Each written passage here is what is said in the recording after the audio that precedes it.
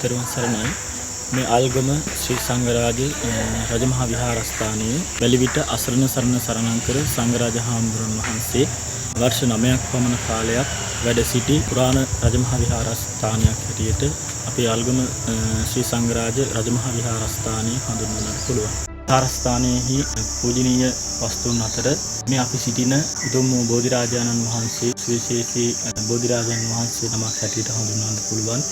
අප විහාරස්ථානයේ වලගම්බා මහා නිරුදුන් දීපල කීර්තිශ්‍රී රාජසිංහ රජතුමාණන් දෙවන වරට ප්‍රතිසංස්කරණය කරපු ගාන්ධි පළාතේ සුවිසල් රජමහා විහාරස්ථාන අතරින් පළවෙනිටම තිබෙන විහාරස්ථානය හැටියට අපේ අල්ගම ශ්‍රී සංඝරාජ රජමහා විහාරස්ථානය හඳුන්වන්නට පුළුවන්.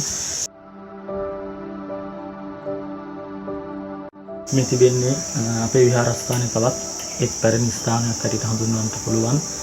ලෝතර බුදුරජාණන් වහන්සේගේ ශ්‍රී පතුල කළුකලින් නෙලන ලද එදා වලගම්බා නිරුදුන්ගේ රජ දවසේ ඉදූ බව ජනප්‍රවාදයේ සාහිත්‍යයේ සඳහන් වෙනවා.